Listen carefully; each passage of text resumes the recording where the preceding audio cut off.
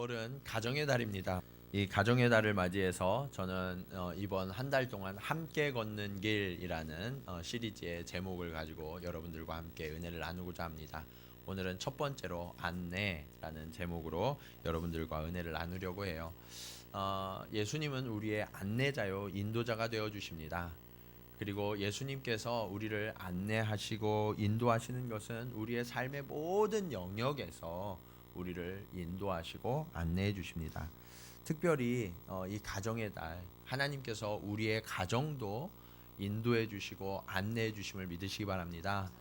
하나님께서 우리의 가정을 창조하셨어요. 남자와 여자를 이 땅 가운데 창조하신 뒤에 제일 먼저 하신 일이 무엇이었냐? 그것이 바로 가정을 만드신 일이에요. 하나님께서 이 땅에 교회를 세우시기보다 먼저 만드신 것이 뭐라고요? 그게 가정이에요. 그래서 하나님께서는 각 가정을 통하여서 영광 받으시기를 원하세요. 이제 우리는 그 하나님께서 만드신 가정을 아름답게 가꾸어 가야 할 책임을 지고 있는 사람들이에요. 그래서 우리는 이제 하나님 앞에 어떻게 하면 우리 가정이 하나님의 인도하심을 따라 아름답게 지어져 갈 수 있을까? 그 하나님이 우리 가정에 안내해 주시는 것은 무엇인가 하는 것을 오늘 말씀을 통하여서 함께 살펴보기를 원합니다.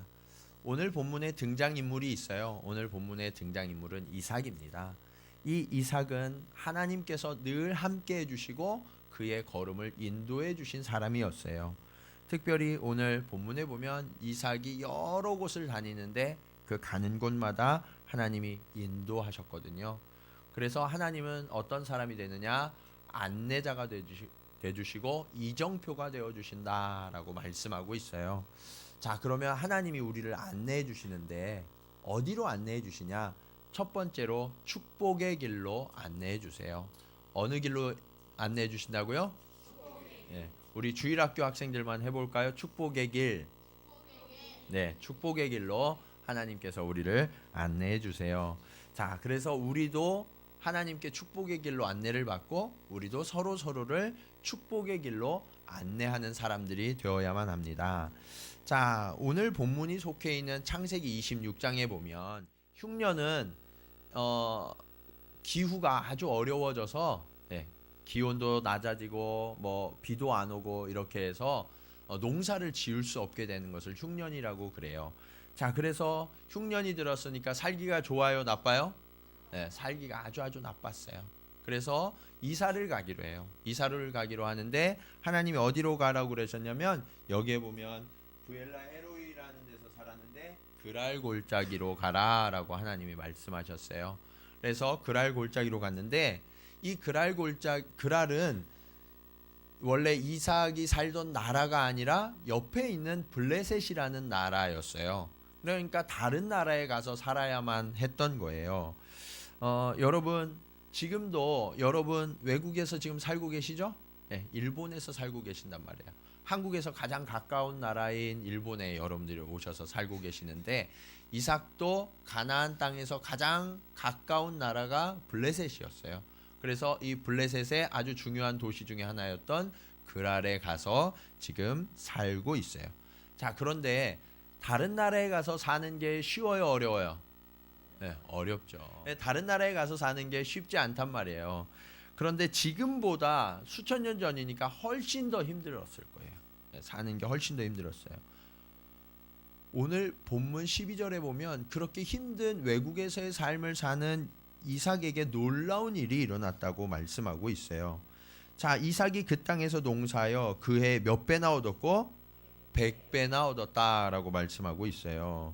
자, 여러분 무슨 일을 하는데 거기에서 100배의 이득이 생겨요. 그러면 그 일을 하시겠어요? 안 하시겠어요? 무조건 하죠. 이거 대박 나는 일이잖아요. 이삭이 농사를 지었는데요. 농사를 지을 때 그것이 100배를 거두었다라고 말씀하고 있어요. 그리고 짐승을 기르니까 그 짐승도 그 수가 너무너무 많아졌다라고 말씀하고 있어요.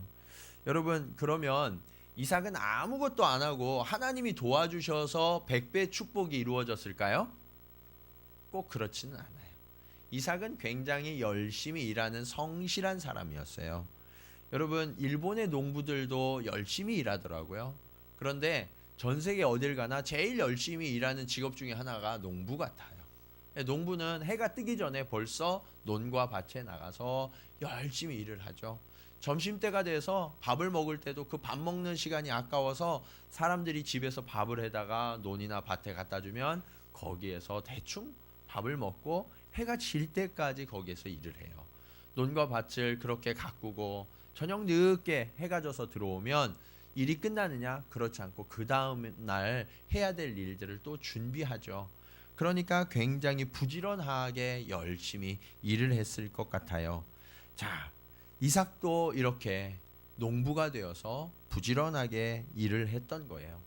여러분, 하나님의 사람들은요, 어디에 있든지 열심히 일해야 돼요. 예. 그리스도인들이 더 열심히 살아야 돼요. 저는 우리 그리스도인들이 열심히 살되 훨씬 더 정직하고 훨씬 더 거룩하게 살아야 한다고 믿습니다. 여러분들이요, 그런 모습을 살아야 하나님께서 영광 받으시고 하나님도 여러분을 축복해 주세요. 내가 예수를 믿는다고 하는데 매일같이 일도 안 하고 게으르고 거짓말만 하고 그러면 사람들이 우리를 좋아할까요? 싫어할까요? 싫어하죠. 네. 근데 이삭은 주변 사람들이 늘 좋아하는 사람이었어요. 하나님께서 주신 축복만 믿고 아무것도 안 한 사람이 아니라 아주 열심히 일한 사람이었다는 것을 알 수 있죠. 자, 그런데 이 이삭이요, 축복을 받은 이유가 있어요. 하나님이 왜 이삭을 축복해 주셨을까?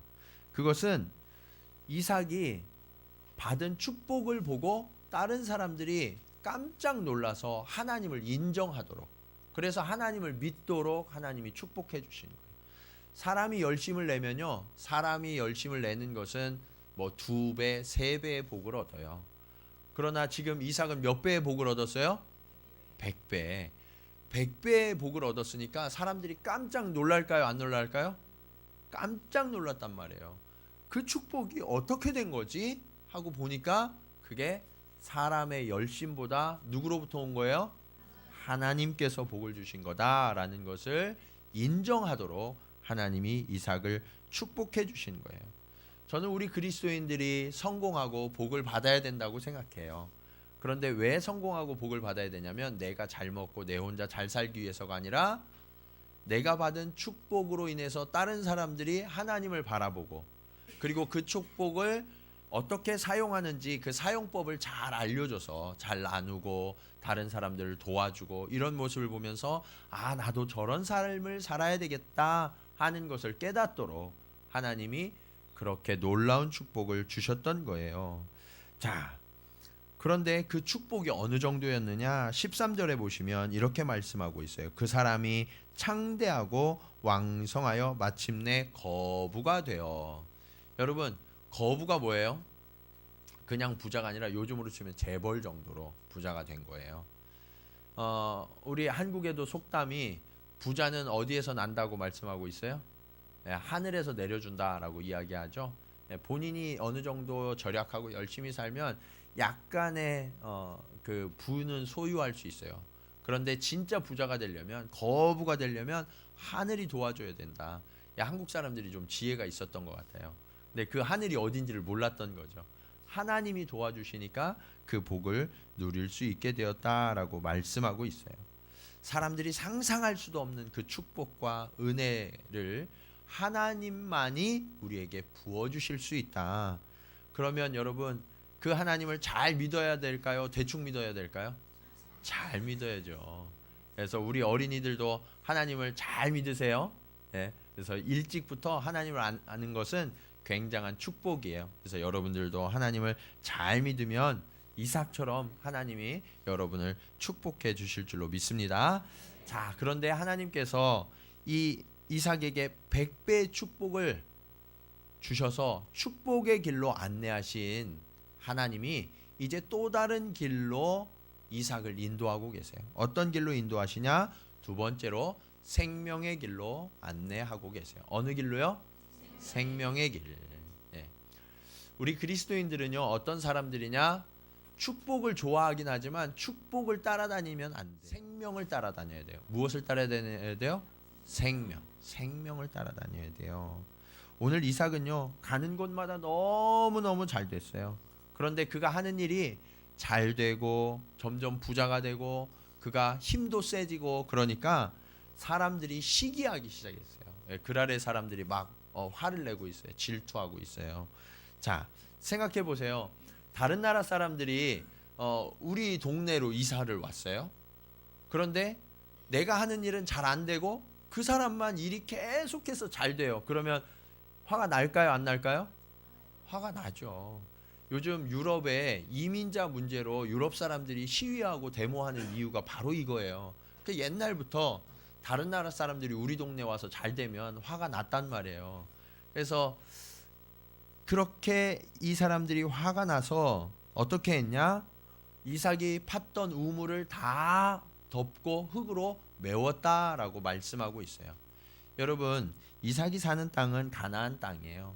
가나안 땅은 건조하거든요. 물이 별로 없어요. 물을 구하는 것이 굉장히 어려운 일이에요. 그래서 이 우물 하나가 있으면 그 다음부터 삶이 안정이 돼요. 잘 살아갈 수 있어요. 하는 일마다 잘 돼요. 그만큼 이 물이 귀한 땅이란 말이에요. 그런데 이 축복의 근원이었던 우물을 그랄 사람들이 와서 다 빼앗고 메워버렸어요. 여러분, 그러면 여러분 같으면 화가 날까요? 안 날까요? 화가 나죠. 화가 나요. 자, 그런데 하나님이 그렇게 하신 이유가 있어요. 지금부터 그 이야기를 함께 나누려고 그래요. 자, 이삭에게 배울 점이 두 가지가 있거든요. 두 가지. 자, 이렇게 우물이 메워지니까 그 땅에서 살 수가 있어요, 없어요? 없죠. 살 수가 없었어요. 사람들이 계속 괴롭히고 그래서 이사를 가기로 시작했어요. 그런데 이삭이 이사 간 방향을 잘 들여다보면 어디로 이사 갔느냐? 점점 하나님께로 가까이 가기 시작했어요. 누구에게로 가까이 가기 시작했어요? 하나님께로. 그랄은 세상의 축복이 가득한 땅이었어요. 그런데 그 세상의 축복이 가득한 땅에서 100배의 축복을 받으면 거기에서 이사 가고 싶겠어요? 안 가고 싶겠어요? 안 가고 싶죠. 거기에 계속 살고 싶죠. 그 축복을 절대로 놓고 싶지 않단 말이에요. 그래서 하나님이 이삭을 옮기시려고 그 우물을 메운 거예요. 그리고 사람들이 더 이상 그 땅에서 살지 못하도록 질투하고 화를 내게 한 거예요. 자, 하나님은 여기에서 우리에게 무엇을 가르쳐 주냐? 우리 믿는 사람들은 세상의 축복을 따라 살아가는 것이 아니라 하나님이 주시는 축복을 따라 살아가야 합니다. 이것을 가르쳐 주시는 거예요.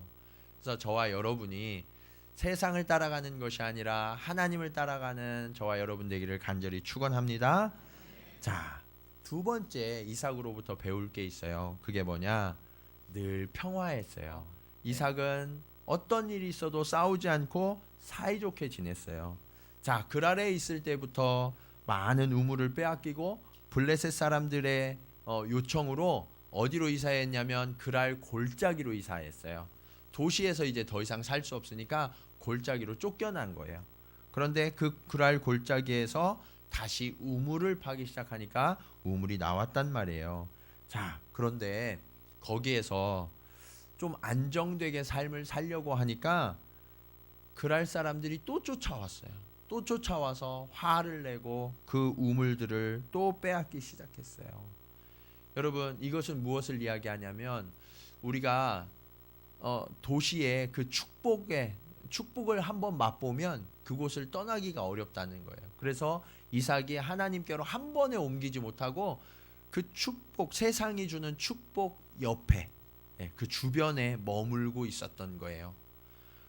거기에 머물고 있으니까 거기에서 다시 복이 발생되려고 할 때 사람들이 와서 괴롭히고 그것을 다 빼앗고 있는 거예요.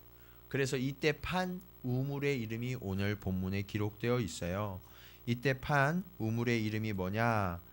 20절에 보시면 그 우물의 이름이 써 있어요. 뭐라고 써 있어요? 에색. 21절은 신나. 이 에색과 신나라는 우물의 이름은 다툼 대적이라는 뜻이에요. 하나님을 따르는 사람이요, 세상에 속해서 세상 사람들과 함께 더불어서 같은 삶의 방식을 가지고 살아가면 거기에서 다툼이 일어나고 대적이 일어난다라는 것을 가르쳐 주는 거예요. 자, 그런데 이 이삭이 싸웠어요, 안 싸웠어요? 안 싸웠어요. 그냥 그 우물을 내어주고 이삭을 또 갔단 말이에요. 여러분 같으면 그게 쉬워요, 어려워요? 어렵죠. 너무너무 화가 나죠. 예, 한 번도 아니고 여러 번 내 것을 계속해서 빼앗는 사람, 그 사람을 용서하기가 굉장히 어려워요. 그런데 이삭은 그것을 다 내어주고 옆으로 옮겨가고 있어요. 그렇다면 이삭이 힘이 없어서 그것을 빼앗긴 걸까? 여러분, 종이 많다는 얘기는 그 사람이 힘이 세단 얘기예요, 약하단 얘기예요? 힘이 세단 얘기예요. 아비멜렉은 뭐 하는 사람이냐면 블레셋의 왕이 아비멜렉이에요. 아비멜렉이 너무너무 걱정이 되고 두려웠어요. 왜냐하면 이삭이 나보다 더 부자가 됐고 더 힘이 세졌어요. 왕보다 이삭이 더 힘이 세졌으니까 이삭이 마음만 먹으면 언제든지 이 블레셋을 빼앗을 것이 걱정이 된 거예요. 그래서 이 블레셋의 왕인 아비멜렉이 이삭에게 와서 이제 우리 땅을 떠나라 라고 명령한 거예요. 여러분, 이것을 볼 때는 이삭의 힘이 블레셋 전체 힘보다 훨씬 더 세지고 훨씬 더 부자가 되었다라는 것을 알 수 있죠. 내가 힘이 세면 양보하기가 쉬워요, 어려워요? 어렵죠. 감히 나한테 그런 말을 해? 그러면서 오히려 그를 공격하기가 쉬워요. 그런데 이삭이 어떻게 했냐? 싸우지 않고 우물을 내어주고 이사를 갔는데 그 이사 간 곳의 이름이 뭐냐? 르호봇이에요. 르호봇. 무슨 뜻이냐? 넓다라는 뜻이에요. 그래서 더 이상 블레셋 사람들이 여기까지 오지 않았어요. 여기에서 넓다라는 것은 단지 땅이 넓다라는 것을 의미하는 것이 아니라 이제 세상의 축복의 영역을 넘어서서 하나님의 축복이 시작됐다라는 것을 이야기해요.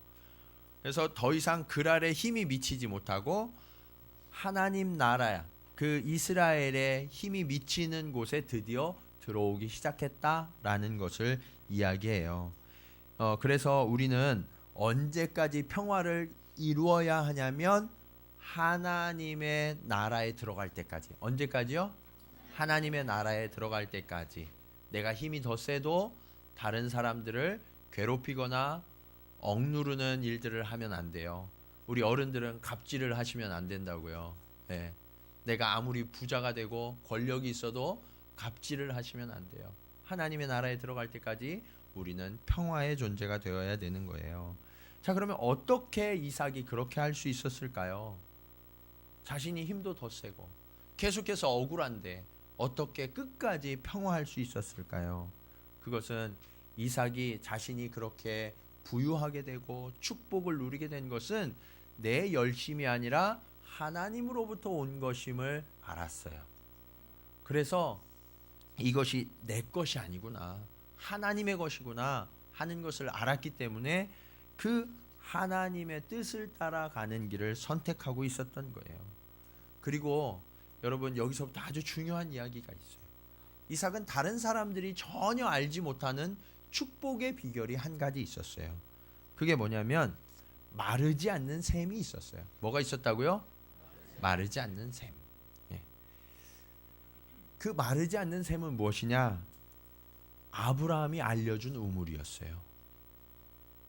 하나님께서 우리가 살펴본 것처럼 26장 1절에 아브라함의 때에 먼저 흉년이 들었고 그리고 그 아들의 이삭의 때에도 흉년이 들었죠. 아브라함도 그랄로 간 적이 있어요. 그리고 이삭도 그랄로 간 적이 있는 거예요.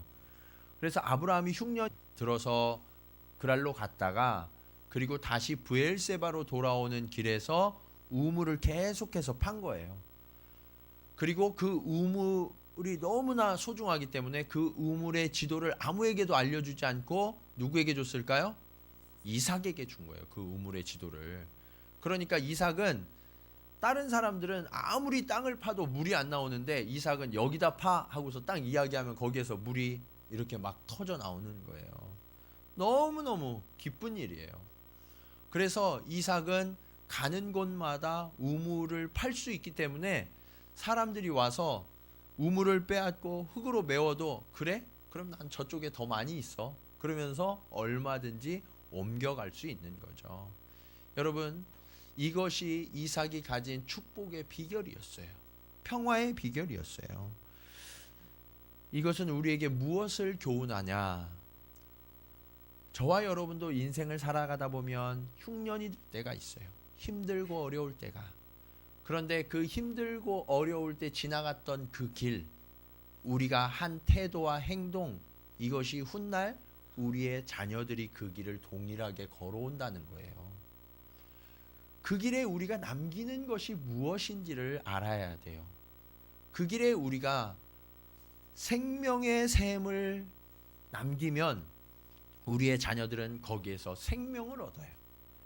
그러나 우리가 지나온 그 길에 비누물을 남기면 자녀들이 아무리 수고하고 그곳을 파도 물이 나와요, 안 나와요?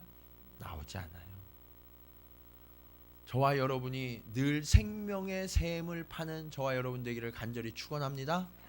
우리는 그렇게 생명의 길을 파야 하고 그 생명의 샘을 자녀들에게 유산으로 물려줘야 돼요. 그렇다면 그 생명의 샘이 무엇일까요? 그것은 바로 신앙의 유산이에요. 어디를 가든 하나님의 도움을 입을 수 있도록, 하나님의 보장을 누릴 수 있도록 신앙의 유산을 자녀들에게 물려주는 것, 이것이 생명의 샘의 지도를 자녀들에게 물려주는 것과 같아요. 여러분, 우리가 살아가는 세상은 블레셋처럼 그랄처럼 아주 치열한 경쟁이 가득한 땅이죠. 다툼이 있는 땅이에요. 그런 세상에서 싸워서 이기는 방법을 가르치면 그것은 얼마 가지 못해요. 적국이기 때문에 내가 아무리 힘이 세고 아무리 지혜로워도 블레셋 사람들이 다 합쳐서 공격하면 우리가 그것을 막아낼 수가 없다고요. 그렇다면 그 세상 속에서 살아남는 방법은 무엇이냐?